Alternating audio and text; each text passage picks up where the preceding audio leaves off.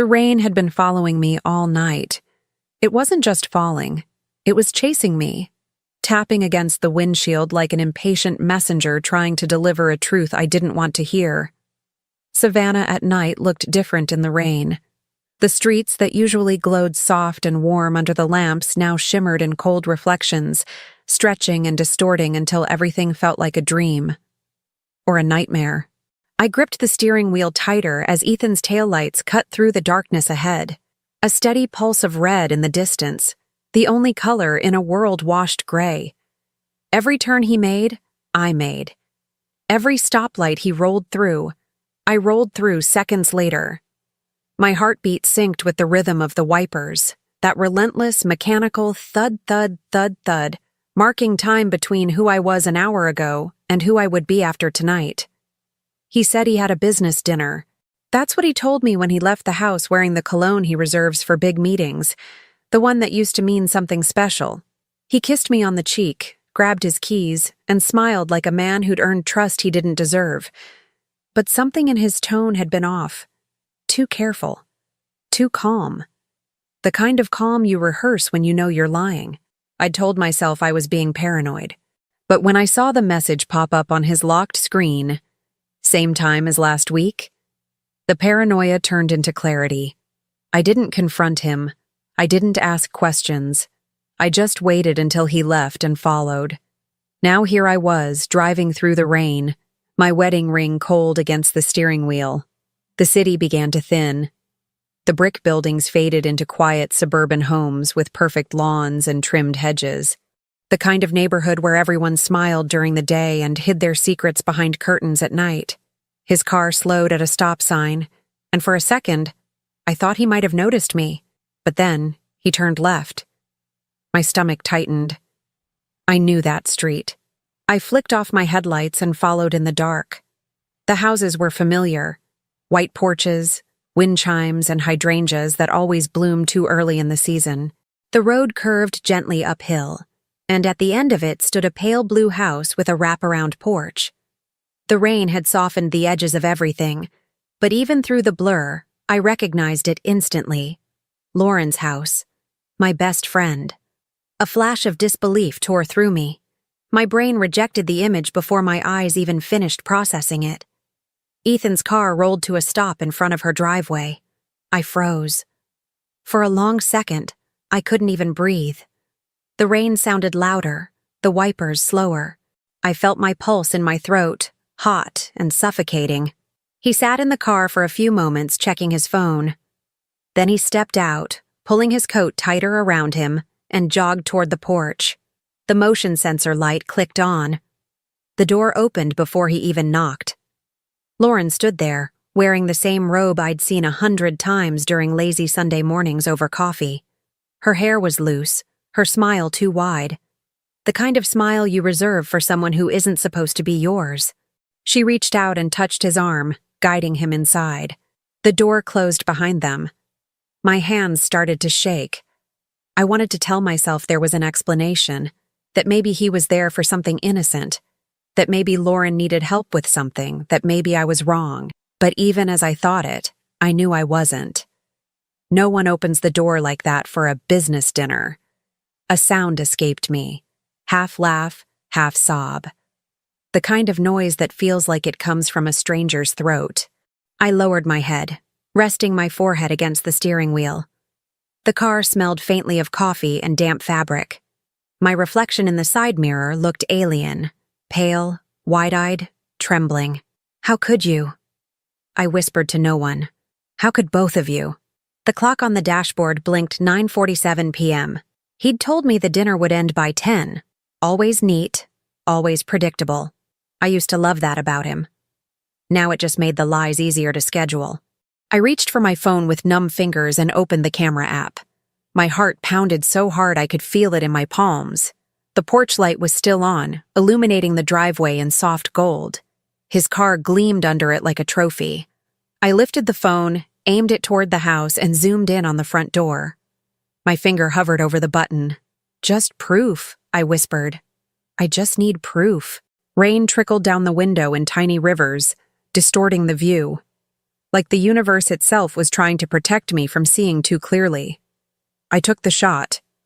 But in my panic, my finger brushed the wrong part of the screen.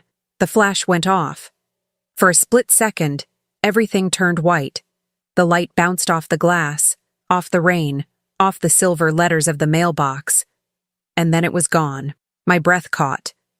The silence that followed was deafening. Then, movement. The front door opened. A figure stepped out into the porch light. Ethan. His head turned toward the street, eyes scanning the dark. My stomach dropped. I slouched lower in the seat, heart slamming against my ribs. The rain wasn't loud enough to cover the sound of his footsteps on the wet pavement. He moved closer to the driveway, peering into the shadows. My mind raced. If he saw me now, there'd be no going back. No plan, no control. Just confrontation, chaos, exposure. He stopped by the curb, phone in hand. The glow of the screen lit up his face. The face of a man who still believed he was winning. I could see it now. The smug calm, the quiet confidence of someone who thinks their secret is untouchable. But behind that confidence, I saw something else. A flicker. A shadow of unease. He'd seen the flash. He knew someone was out here. I slid my phone into my lap, hand trembling, and ducked lower. The wipers squeaked once, painfully loud in the silence. Then, from the porch, another figure appeared. Lauren. She stepped into the light, her robe tied loosely, her hair damp. Her expression wasn't fear. It was curiosity, like she was trying to see what he was seeing. Her gaze followed his, straight toward my car. My pulse stopped. The streetlight above flickered once, throwing a streak of silver across my windshield. I knew, even from this distance, the moment she saw me. Her face changed. Her eyes widened, her mouth parted. She said something to him. He turned back toward the car. And then, slowly, he started walking toward me. If you'd asked me a month ago what happiness looked like, I would have pointed at my own life.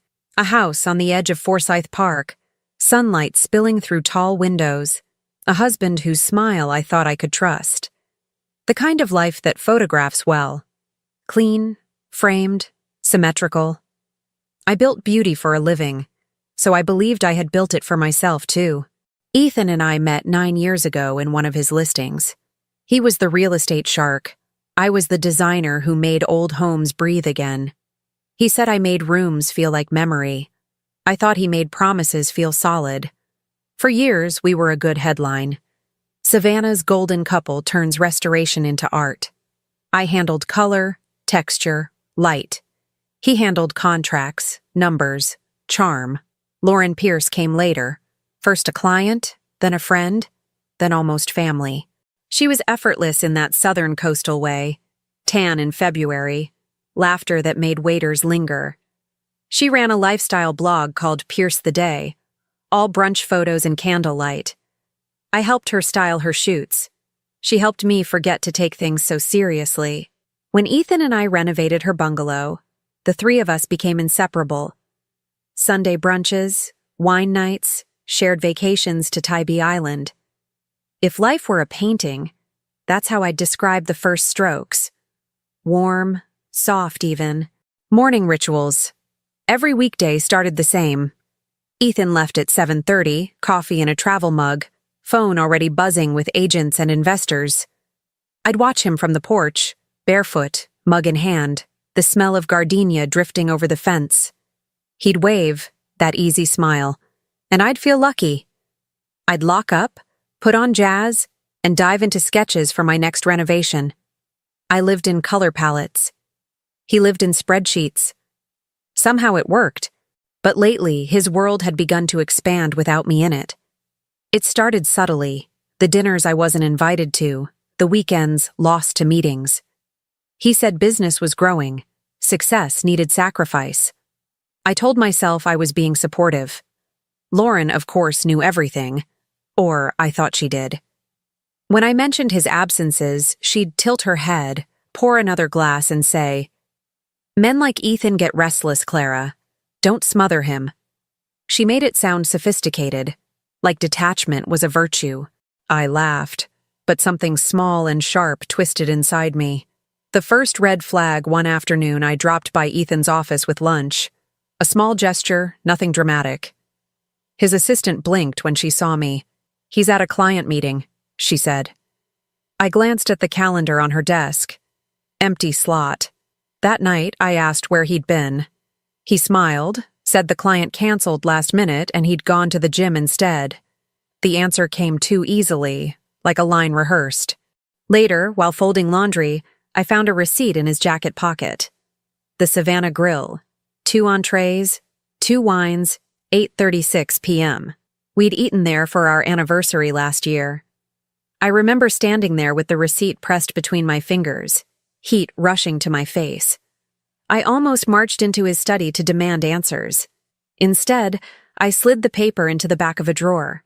I told myself one dinner meant nothing. Love requires faith. But faith, I'd learn, is just what you gamble when you're afraid of the truth. Lauren's world around the same time, Lauren's blog started booming. She'd hired a photographer, talked about brand deals, sponsorships, travel. We met for coffee downtown more than ever, at least once a week. She'd show me mock-ups of her new logo, ask for advice, ask about Ethan, always about Ethan. "Still buried in work?" She'd laugh. "Always," I'd answer.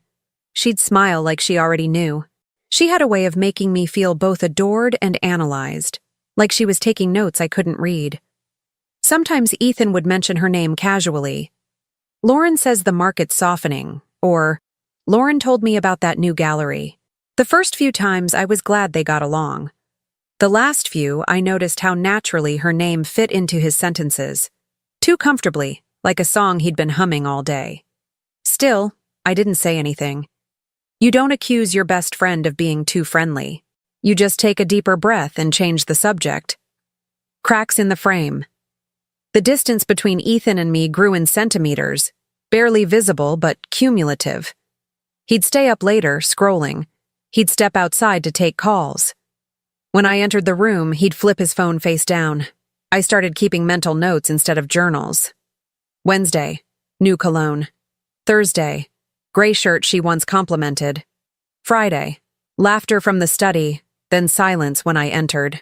He used to kiss my temple every night before turning off the lamp. Then one evening, he didn't. And the next, he forgot again. You tell yourself these things happen in long marriages. That routine dulls affection. But I'd seen enough design to know cracks don't appear without pressure behind them. The party. The last time all 3 of us were together before that night in the car was at Lauren's housewarming party. Ethan and I arrived late. The place glowed like a Pinterest board. Candlelight, champagne, her favorite indie playlist. She looked radiant. When she hugged Ethan, her hands lingered on his back just a second too long. I saw it. He saw me see it. He laughed and said, "Don't be jealous. She's practically family." I smiled because that's what wives do in public. Halfway through the night, I caught them whispering near the kitchen island. Nothing intimate, just close. Heads tilted, voices low. The kind of closeness that makes air heavy.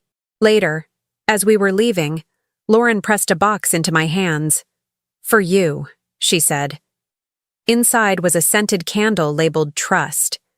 I remember thinking it was an odd joke. She laughed when I pointed it out. "It's just a name, Clara. Don't overthink." But I did. All the way home, that word burned in my lap like a warning. Ethan's apology. A week later, he apologized. Not for anything specific, just in general, as if his conscience needed to stretch its legs. He said he'd been distant, promised we'd take a trip soon. His voice was soft, eyes steady, convincing. I wanted to believe him. People don't survive marriage without choosing belief over suspicion once in a while. So I nodded, kissed him back, and pretended the weight in my chest was lifting.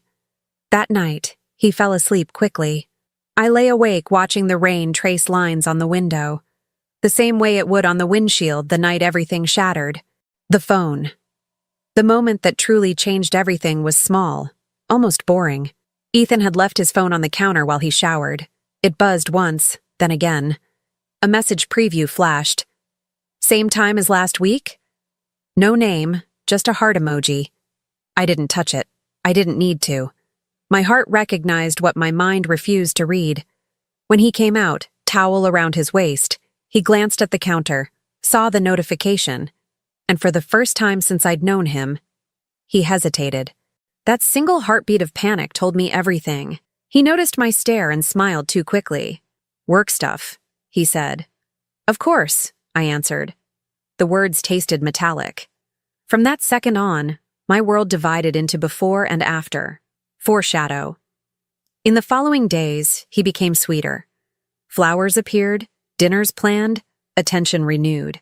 Guilt makes people generous. And Lauren? She grew quieter, more guarded. Her messages shortened. Busy lately became her new catchphrase.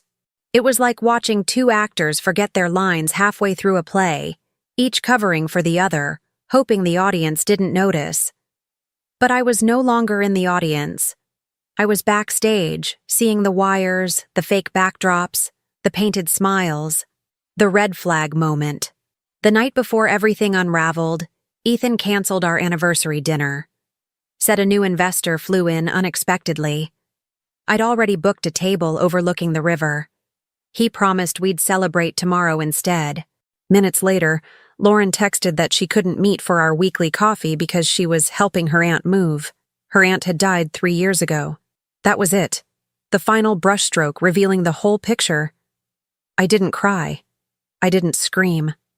I simply stared at the message until the words blurred, then set my phone down and began to plan. Because when love collapses, silence isn't weakness, it's strategy. That was the last peaceful night of my old life.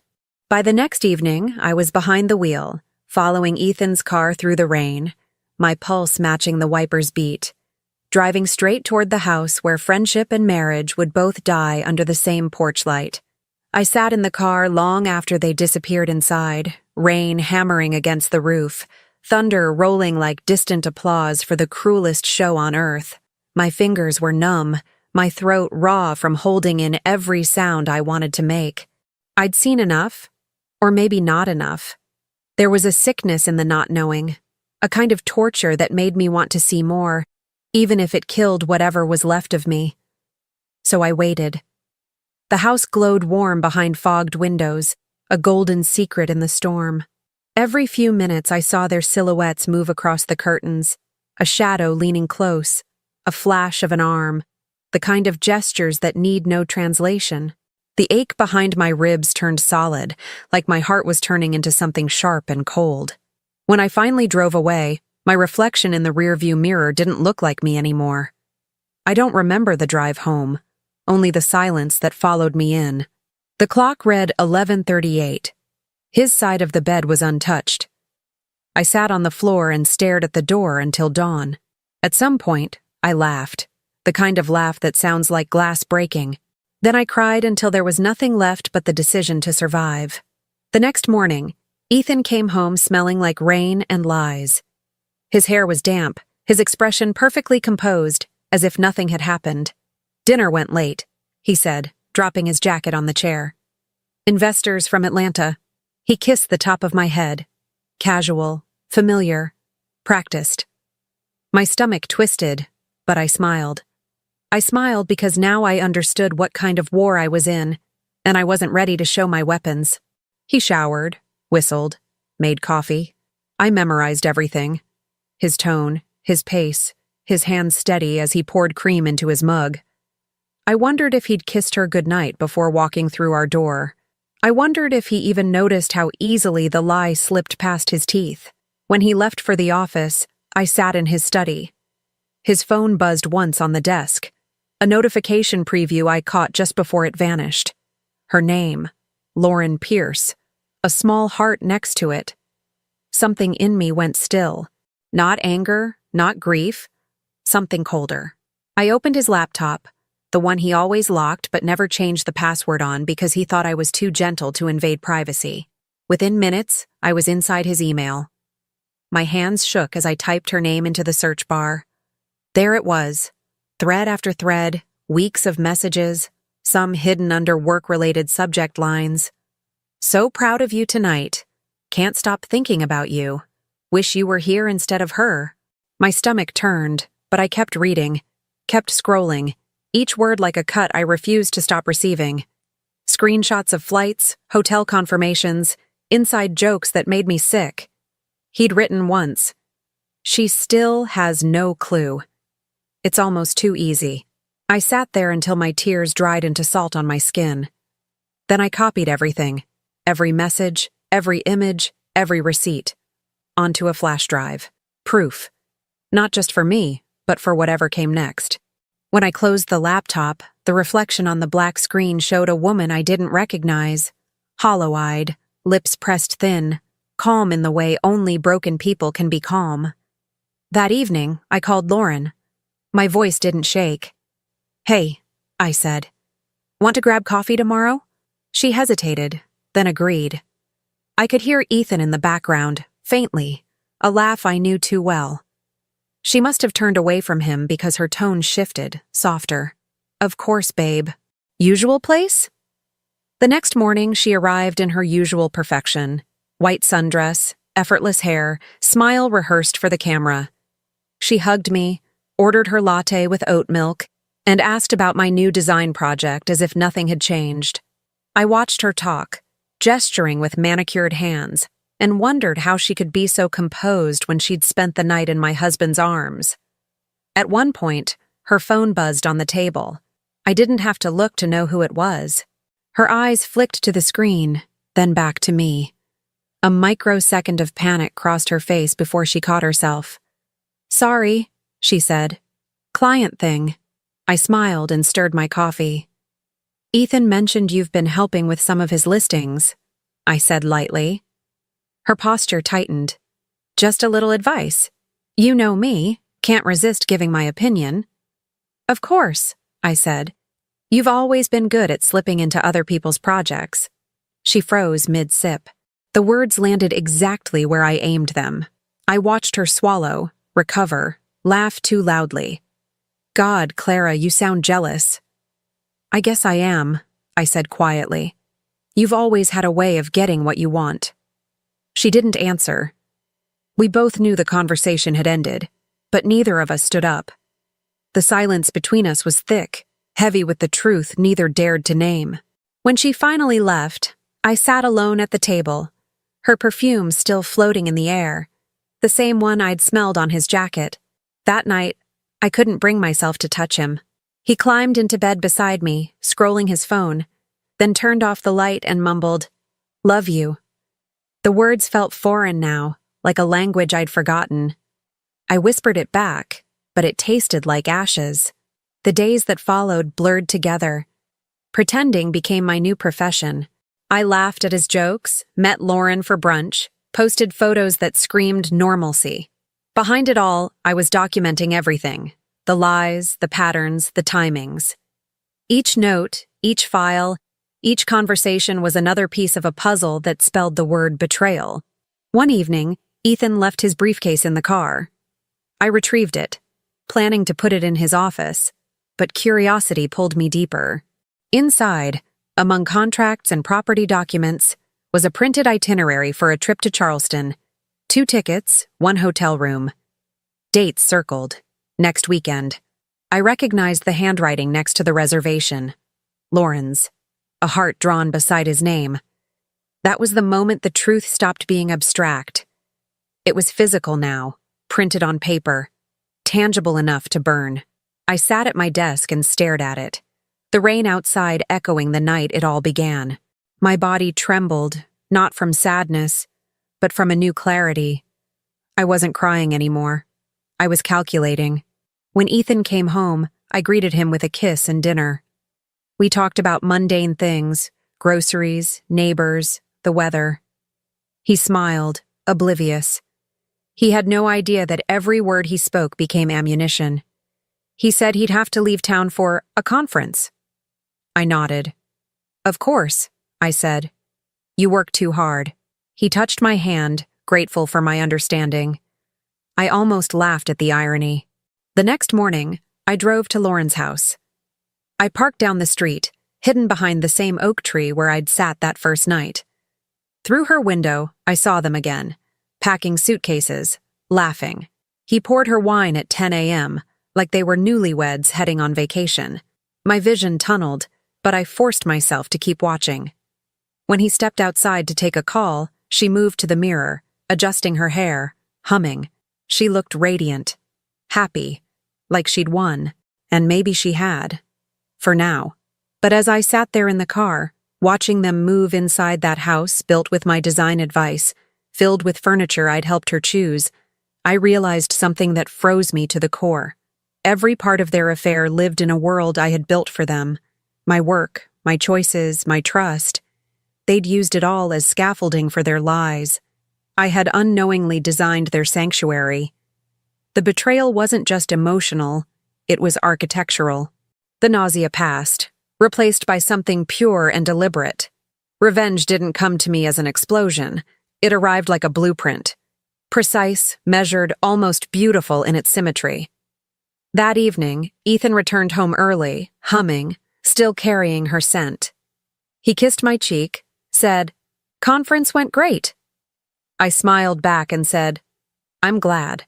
Then I went into my studio, closed the door, and stared at the wall until the outlines of my next creation formed, not of paint or fabric, but of retribution. Because love, when betrayed, doesn't die. It mutates. It becomes something sharp enough to cut with. And that was the night I stopped being the woman he married. That was the night I became the woman he would never forget. ChatGPT said, by the time Ethan's next business trip came around, I wasn't the same woman who used to wait by the window. Something in me had hardened, like clay fired too long in the kiln. I could smile now, easily, convincingly, but the warmth behind it was gone. I moved through the days as if I were playing myself in a play I no longer cared about, saying my lines just to keep the scene going until the curtain fell. He packed his suitcase in our bedroom while I folded laundry on the bed, careful to match his rhythm. "Don't wait up," he said, slipping cufflinks into his case. "The meeting might run late." I nodded, not looking at him, because I didn't trust my face to stay neutral. The lies were louder now. They filled the air like static, pressing against my eardrums. That night, when he kissed my forehead goodbye, I didn't flinch. I waited until the sound of his car faded down the street, then walked into his office and turned on his computer. His password hadn't changed. Neither had my patience. The inbox was full of invoices and contracts. Beneath them, hidden under a folder named Tax Documents, was a subfolder called Personal. Inside were photos, hotel rooms, dinners, trips. Lauren's hand on his shoulder, her reflection caught in mirrors behind him. He'd kept souvenirs of his betrayal, a collector of his own sins. I stared at one image too long. The two of them in front of a mirror, her holding his phone, both smiling. The picture had been taken in our guest bathroom. I didn't cry. I simply stared until my eyes stung and then whispered to the empty room, "You wanted to play games, fine. I'll learn the rules." The decision wasn't born out of rage. Rage is noisy. What I felt was quiet, focused, a calm that settles over you when there's nothing left to lose.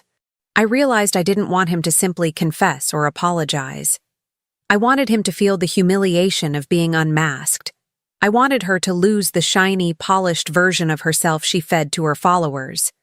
The revenge had to be precise, like my designs, balanced, measured, impossible to undo.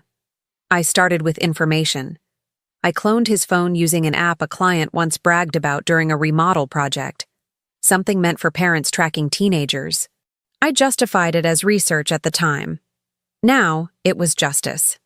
Within hours, every message he sent appeared on my screen. I watched their conversations unfold in real time. "Next week? Can't wait to get away from her. You always know how to make me feel alive." Each word was fuel. I didn't interrupt. I just collected. Every lie he wrote was another nail, another beam in the structure I was building. A few days later, Lauren posted a photo on her blog, a new brand collaboration, sponsored jewelry glittering on her neck. The caption read, "When you know your worth, the universe rewards you." I stared at the screen until I laughed out loud. That necklace was his anniversary gift to me 2 years ago. It wasn't enough to expose them. Exposure ends too quickly. What I wanted was erosion, the slow, irreversible collapse of everything they'd built. So I began rehearsing empathy. I texted Lauren more often, invited her for lunch, listened to her talk about her stress. She complained about brand deadlines and the constant pressure to stay perfect. I nodded, took mental notes, asked harmless questions about her sponsors, her contracts, her accountant. She mistook my calm for fragility. It's easy to underestimate someone who looks like they're breaking. With Ethan, I leaned into routine. I made his favorite meals, ironed his shirts, touched his shoulder when he passed. I became the mirror he wanted to see. Loving, loyal, oblivious. Every act of kindness made him softer, more careless. When he left his tablet unlocked one morning, I found copies of financial reports he shouldn't have had. His company was facing an audit. He'd been moving assets between shell accounts, some under my name. My mouth went dry. He was planning his escape, but he wanted to take my credit down with him. That's when the decision stopped being emotional. It became mathematical. I called an old college friend, Ryan, who worked in IT security. I told him I suspected Ethan of embezzlement and needed help recovering deleted files. Ryan owed me a favor. By nightfall, I had every transaction, every hidden folder, every trace of the trail Ethan thought he'd erased. Looking at the evidence, I realized how perfectly his lies fit together, like a house of cards built from stolen air. If I pulled one, the whole thing would collapse. The temptation to do it immediately was strong, but I wasn't ready. Not yet. A storm, to be satisfying, must arrive at the right moment. I waited until Ethan returned from his trip, tan and smug, humming the same tune he always did after her. Over dinner, he told me how exhausting work had been, how much he missed me. I reached across the table, touched his hand, and said softly, "You deserve a break." His eyes warmed. "You're amazing," he said. I smiled, hiding the truth that in that exact moment I was erasing his future one document at a time. That night, I lay beside him, listening to his even breathing. My phone buzzed under the pillow, an alert from the tracking app. "Lauren, good night, love. Same time tomorrow?" I stared at the words glowing in the dark. I felt nothing. No anger, no grief, just a steady certainty. Tomorrow, everything would begin. I slipped out of bed, walked barefoot to the window, and looked out at the city. The rain had stopped, but the street still shimmered under the lamplight, slick and silent. I pressed my palm against the cold glass and whispered, "You'll never see me coming." By morning, my plan was clear. I'd expose them not with screams, but with precision. Their careers, their reputations, their comfort, all built on deceit, would crumble under the same spotlight they'd use to blind me. They'd lose what they valued most: image and control. When Ethan left for work, I stood in the doorway watching him go, the same scene I'd watched 1,000 times. But this time, I didn't wave. I memorized his license plate instead. The house felt too quiet after he was gone. I walked through it slowly, touching the walls, the furniture, the life I'd built. Every object felt like evidence. My own reflection in the hallway mirror stared back, calm, unreadable. A stranger I trusted more than the woman I'd been. That afternoon, I drove to the waterfront, parked, and sat in silence. I thought about the woman I used to be, the one who believed love could be designed like a perfect room, symmetrical, stable, safe. She was gone now, buried beneath blueprints of vengeance. I took out my phone, opened a new note, and titled it, Phase 1. There were no tears left, no tremor in my hands, only purpose. By the time the sun set, I'd already drafted the outline of their destruction.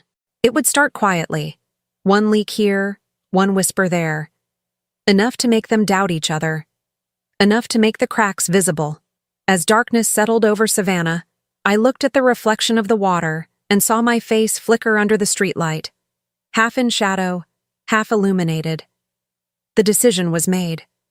The woman Ethan thought he controlled was gone. What stood in her place was patient, calculating, and absolutely certain. I didn't need to confront them. I would let the truth do it for me, and when it finally did, it would be loud enough to drown them both. I tried the obvious first, storming in, making a scene, the kind of cinematic confrontation that promises instant satisfaction. It felt right for a few furious minutes. I pictured their faces collapsing under the weight of truth. Then I thought about the way people scramble when the light hits them. Lawyers called, statements rehearsed, sympathy manufactured. I wanted ruin, not theater. So I put that idea in the drawer and started again. I sketched the plan the way I sketch rooms. Light, blind spots, escape routes. Phase 1, Phase 2, contingencies. The first false start taught me humility. I sent an anonymous tip to a gossip blogger and waited for the chaos it would create. The reply was a cold, clinical refusal. No verifiable source, no publication. Scandal without proof is a damp match. That failure redirected me. I needed credibility, not noise. Ryan answered the next call. He owed me favors from college and had the patience of a man who loved puzzles. Under the pretense of recovering lost client files, he pulled deleted emails and calendar entries from Ethan's backups. He found hotel bookings hidden under bland titles, time-stamped messages, 2-for-1 receipts tucked into folders labeled work. When he said, "He's sloppy," he wasn't mocking, he was delighted. Sloppy meant traceable. I handed him a burner drive and a list of what to export. That partnership felt like turning a corner. Maya came soon after. PR experience folded into a quieter life advising brands when crises whispered. She listened without the shock I expected, and then, like a surgeon, asked where the strain would hurt them most. Image, she said. Their livelihoods hinge on who they appear to be. Hit that and everything else will follow. She sketched a damage timeline on a napkin, circling sponsors, agents, investors, the local board. I liked how practical she was. Rage is an engine, but strategy is a map. I built leverage quietly. For Ethan, I arranged documents that showed irregular transfers, redactions I could reveal to a financial investigator. For Lauren, I created a pattern. An invoice here, a misattributed sponsorship there. Small things that, when professionally reviewed, looked negligent at best and fraudulent at worst. Each planted piece had to be discoverable but plausible. I didn't want lurid photos. I wanted audits. I wanted contracts rescinded and legal teams circling like vultures. There were nights I panicked. Once Lauren changed her routine, posting more polished content, attending more events. I imagined she'd sensed me. I nearly sent Ryan to force an early drop, but Maya reminded me that desperation looks like vindictiveness. We paused and watched instead. Her doubling down only made her more exposed. More appearances, more sponsors making representations that could later be questioned. My restraint became an asset. I tested channels for leaks. Anonymous emails went nowhere. Burner accounts were ignored. The aha came when Nina, a journalist I'd once helped with an exhibit, answered my call. She read the files, not the gossip. "This isn't salacious," she said. "This is a pattern of behavior with business implications." I redacted sensitive personal details and handed over bank statements and message metadata. Her questions were clinical. The way she framed them would matter. A reputable reporter asking for comment is a different animal than a tabloid's rumor. That credibility was the key that unlocked sponsors and boards' attention. I built decoys, an invoice suggesting a fabricated payout that, when audited, would require an explanation, a contractor's note implying unauthorized transfers, a mocked-up contract clause that raised red flags for legal teams. They were small and traceable, designed for discovery by professionals. I wanted auditors and PR teams to find them, not trolls. Professionals act differently. They initiate freezes, demand explanations, and when they smell risk, they withdraw support quickly. While I stitched the net, their life continued in blissful normalcy. Ethan gave a speech at a local summit, smiling for photos, handshakes abundant. Lauren filmed a campaign on brand authenticity, laughing into the camera about transparency. Their public faces were immaculate. Their private inboxes contradicted every word. Watching them was perverse, like seeing a perfectly dressed mannequin hiding a rotten core. I cataloged their performances, noting sponsors' names, investors' emails, hashtags used in posts. These details became levers. Not everything went smoothly. Ryan almost got flagged while extracting a backup, and for a breathless hour I imagined detection. He recovered with a plausible software update explanation, and the window remained open. Another time, a sponsor called Lauren with a routine question about engagement metrics. She deflected with practiced charm. Each near miss taught me patience. Speed would ruin the architecture I was building. I learned to wait for openings and to hold my tongue when instinct screamed for action. I also rehearsed narratives. Maya helped draft neutral statements. "We are reviewing internal concerns," instead of "we were betrayed." Phrasing mattered. A legal-sounding disclosure triggers investigations. An emotional outburst feeds sympathy. The aim was to trigger institutional responses, suspensions, audits, contract holds, so the collapse looked like due process, not personal vengeance. That way, the consequences would be clean and irreversible. When the pieces felt aligned, I synchronized the drops. Ryan prepared a secure file transfer for a vetted financial investigator. Nina prepared questions that would appear in print with incontrovertible dates and redacted documents attached. Maya reached out to sponsor contacts under the guise of compliance officers. The plan was not a single blast, but a coordinated set of gentle detonations, a series of knocks that would become a hurricane. On the night before the first release, I sat at my drafting table surrounded by blueprints and timelines, the same calm settling over me that I feel before I start a remodel. False starts, failed ideas, and cold corrections had refined the approach until it matched the rigor of my designs. Outside, their lives glowed with the false comfort of routine. Inside, I had mapped every exit and every hidden seam. I felt no elation, only a quiet, focused anticipation. When the first domino fell, it would not be messy. It would be inevitable. The first blow came softly. Nina's article dropped at 8 a.m., headlined with quiet authority. Audit initiated into local developers' financial practices. No tabloid sting, just numbers, dates, and the kind of detail that makes investors skip breakfast. Within an hour, messages pinged through Ethan's company. Words like review, compliance, and temporary hold replaced the usual congratulations. I watched him from the kitchen window, pacing the driveway, phone clamped to his ear, voice rising each call. Lauren reacted faster.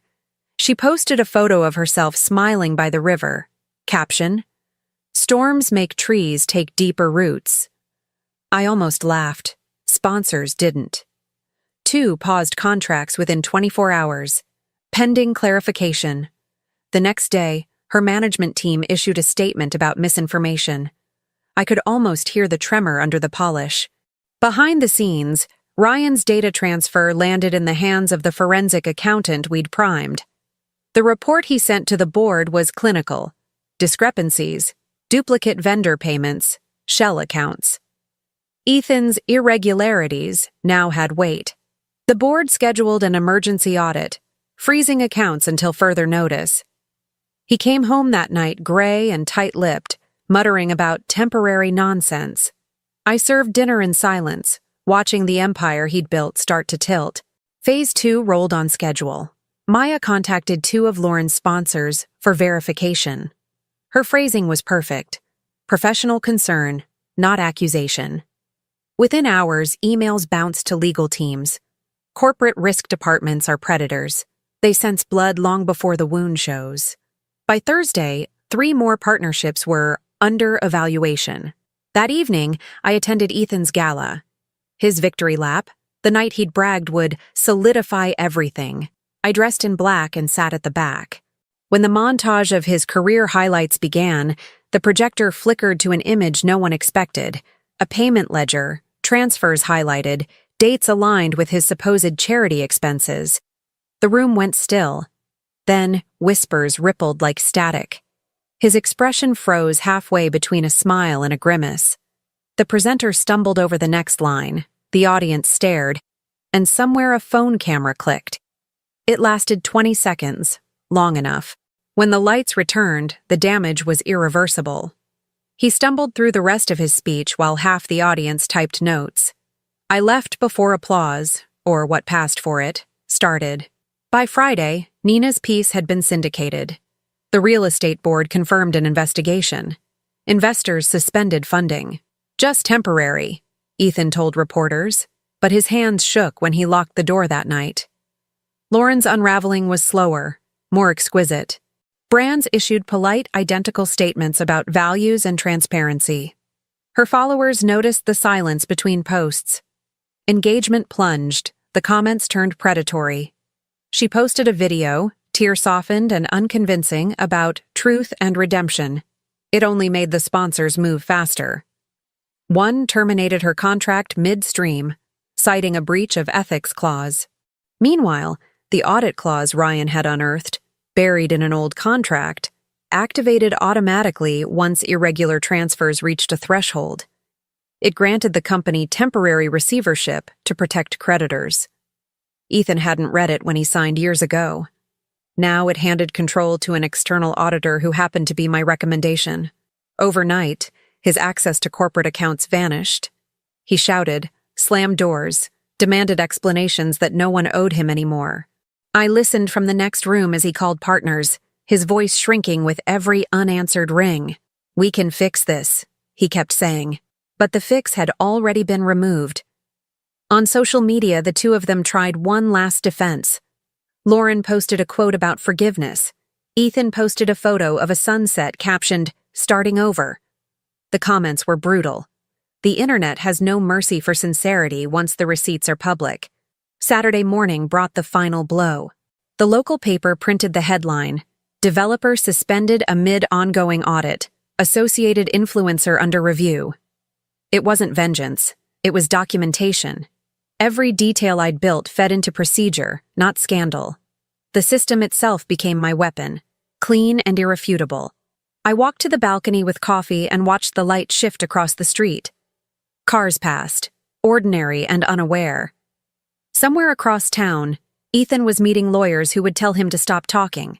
Lauren was probably drafting apologies to sponsors who'd already moved on. The silence that followed felt wide and weightless. Late that evening, a courier delivered a sealed envelope. Inside was a temporary order naming me as interim custodian of several of Ethan's business assets, pending the outcome of the audit. Legal jargon, stamped and final. I ran my fingers over the embossed seal and let out a breath that felt years old. The paper didn't thrill me. It steadied me. The architecture was complete. Ethan returned home past midnight, shoulders collapsed, eyes rimmed red. "They're saying it's fraud," he whispered, as if the word might disappear if spoken softly. "You know me, Clara. You know I'd never—" I met his gaze for the first time in days. "Yes," I said. "I know exactly who you are." He didn't answer. He sank into the chair and stared at nothing, finally understanding that the collapse wasn't sudden. It had been engineered layer by layer, right under his nose.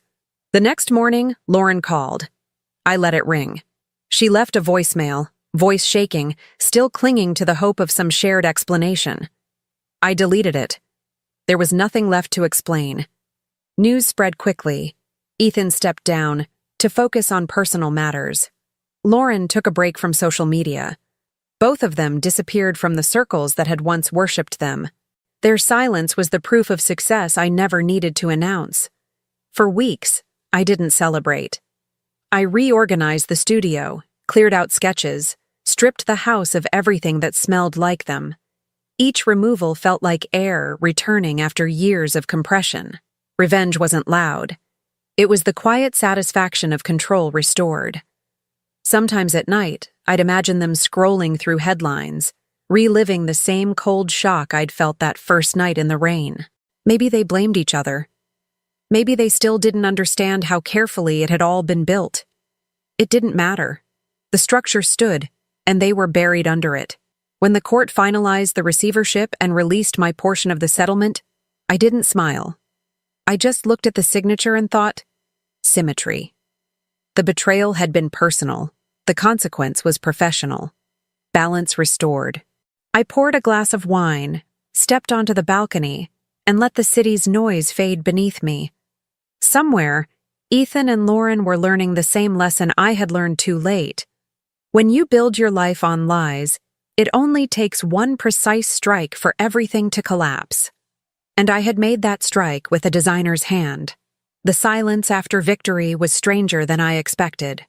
There were no headlines left to read, no more calls from lawyers or journalists. The noise of their downfall faded until it became background static, like a distant storm that had already passed. For the first time in months, I woke without checking my phone. I made coffee, opened the window, and listened to Savannah breathe. Ethan moved out quietly. No scene, no apology, just a box of suits and a single line. "I never thought you'd do this." I almost laughed. He still believed what happened to him was an accident of fate, not the result of meticulous design. Lauren vanished from the internet entirely. Her accounts went dark, her sponsors erased her posts. Someone told me she'd left town. I didn't care where she went. Exile has a way of finding its own coordinates. I sold the house a month later. It wasn't grief that drove me, it was the air. It still carried echoes of them, perfume, cologne, laughter behind closed doors. I packed light. My sketchbooks, a few photos that still meant something, the wine glasses I'd bought for anniversaries that never deserved to be celebrated. The rest I left behind. Let the walls keep their ghosts. The money from the receivership sat untouched in my account. I didn't need it. Its existence was enough. Proof that I'd survived the fire and walked out carrying the matchbook. I rented a small apartment overlooking the water and filled it with plants and silence. People asked if I was lonely. I told them solitude isn't loneliness. It's freedom without witnesses. One evening, months after the dust had settled, an envelope arrived. No return address. Inside was a single photograph, the same one I'd taken that night in the rain, Ethan's car in Lauren's driveway. But this version was printed from a different angle, sharper, closer. Someone else had been there. Behind the photo was a note written in clean block letters. "You weren't the only one watching." I read it twice, then a third time. For a moment, I felt that old rush of adrenaline, the pulse that comes before discovery. But then I smiled. Whoever it was, they were late. The game was already over. I slipped the photo into a drawer and poured myself another glass of wine. Justice, I realized, doesn't need witnesses either. It just needs precision. As the sun sank over the water, the glass caught the last of the light, turning everything gold. I leaned back, closed my eyes, and let the quiet take over. Somewhere out there, new secrets were being born, new betrayals blooming behind polite smiles. But they weren't mine. I had built my revenge like a cathedral, measured, silent, and complete. And now, at last, I could walk away from it.